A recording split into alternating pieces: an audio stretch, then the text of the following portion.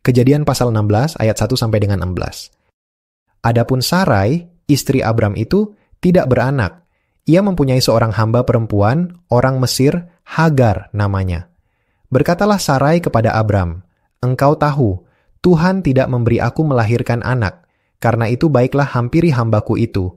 Mungkin oleh dialah aku dapat memperoleh seorang anak." Dan Abram mendengarkan perkataan Sarai. Jadi Sarai, istri Abram itu, mengambil Hagar, hambanya, orang Mesir itu, yakni ketika Abram telah 10 tahun tinggal di tanah Kanaan, lalu memberikannya kepada Abram, suaminya, untuk menjadi istrinya. Abram menghampiri Hagar, lalu mengandunglah perempuan itu.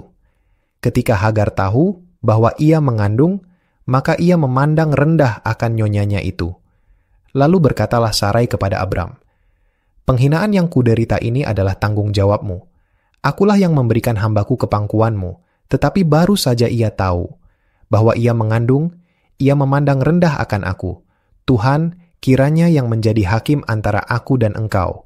Kata Abram kepada Sarai, "Hambamu itu di bawah kekuasaanmu. Perbuatlah kepadanya apa yang kau pandang baik." Lalu Sarai menindas Hagar, sehingga ia lari meninggalkannya.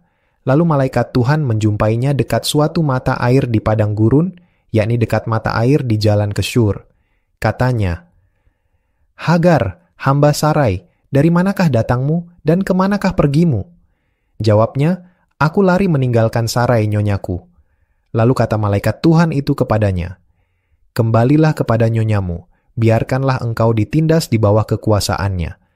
Lagi kata malaikat Tuhan itu kepadanya, "Aku akan membuat sangat banyak keturunanmu, sehingga tidak dapat dihitung karena banyaknya." Selanjutnya kata malaikat Tuhan itu kepadanya, "Engkau mengandung dan akan melahirkan seorang anak laki-laki dan akan menamainya Ismail, sebab Tuhan telah mendengar tentang penindasan atasmu itu. Seorang laki-laki yang lakunya seperti keledai liar, demikianlah nanti anak itu.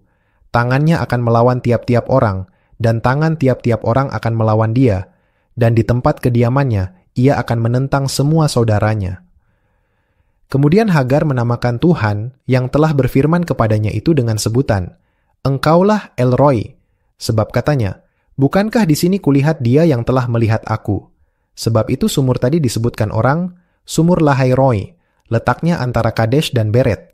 Lalu Hagar melahirkan seorang anak laki-laki bagi Abram, dan Abram menamai anak yang dilahirkan Hagar itu Ismail. Abram berumur 86 tahun ketika Hagar melahirkan Ismail baginya.